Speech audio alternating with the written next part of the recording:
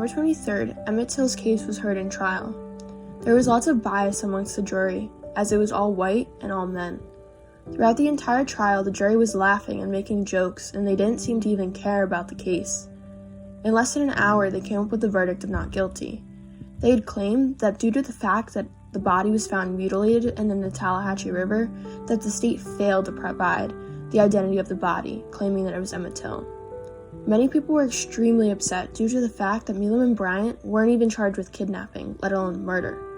There were several witnesses, but it made it hard to find a credible source due to the fact that there were so many different stories of what had happened that night that Emmett Till disappeared and was killed. During the trial, there were different reporters of different races. The white reporters were sat in the front of the court and had given adequate space to write and listen to what was happening. But black reporters were sat in the back of the courtroom in front of a window with a small table where they could barely even write what was happening. They even had to switch places so that reporters were given enough time to both write and listen to what was happening. During this whole time, the bailiff had threatened to imprison black reporters if they sat near white reporters and mingled with each other. After the case, several years later, Bryant and Milam were paid to be in an interview. After being paid off, they confessed to not only kidnapping Emmett Till, but killing him and throwing him in the Tallahatchie River.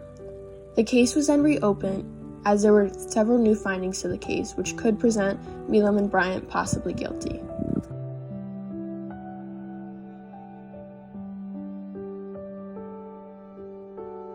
Emmett Till's murder sparked a surge of outrage and activism now known as the Civil Rights Movement. Emmett's mother decided to have an open casket funeral to show the world what the men had done to her son at just 14 years old. The sight of his brutalized and young body pushed many people to join the fight to end racial discrimination and brutality. Several news sources covered Emmett's case and his face was posted everywhere. As a result, there were protests in Till's honor to prove a white supremacist had moved to killing innocent children. Till's death had a huge effect on the Mississippi civil rights activists. Medgar Evers, who was a National Association for the Advancement of Colored People officer in Jackson, Mississippi, and the NAACP national leaders got involved. Them and their field workers, Ruby Hurley and Amzie Moore, started a secret search for black witnesses who were willing to come forward and take the risk.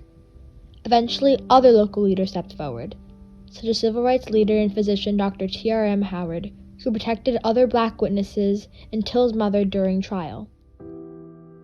Although after the acquittal of Till's murderers there was increased repression in Mississippi, the momentum that followed his murder led to the next stage of the movement. About 100 days after Emmett's death, Rosa Parks refused to give up her seat in the bus to a white passenger, where she was later arrested. Joanne Robinson, a member of the Women's Democratic Council, called for a bus boycott and asked a 26-year-old minister for some help. This minister's name was Reverend Martin Luther King Jr. From there on, the rest is history. Because of the extreme racism and prejudice in this case, the case of Emmett Till was the ignition of one of the biggest and most important movements in history.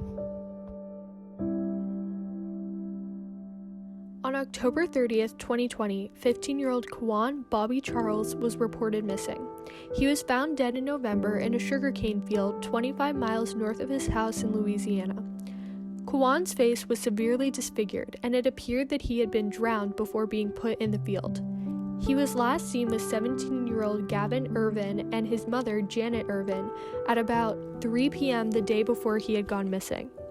Kwan's family was not familiar with the Irvins and had not previously met them. According to Ron Haley, the family's lawyer, the Baldwin Police Department took a report, but over the next few days gave no indication that they were investigating. They suggested he might have gone to a football game and questioned whether or not he had a troubled past. Although the Irvins were the last people to see Kwan alive, they did not report him missing to the police. His family claims that law enforcement failed to search and investigate hours after he had disappeared. This case is extremely similar to Emmett Till's, but has received little to no news coverage and has yet to be solved.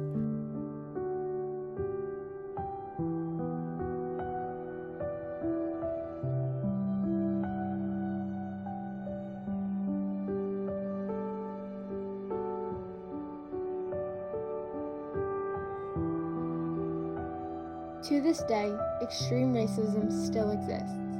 It is important that we remember these tragic stories and the innocent lives that were lost simply because of their race. No matter how much time has passed, the murder of 14-year-old Emmett Till will always be relevant. We must look at these horrifying photos and recognize that we need to make a change.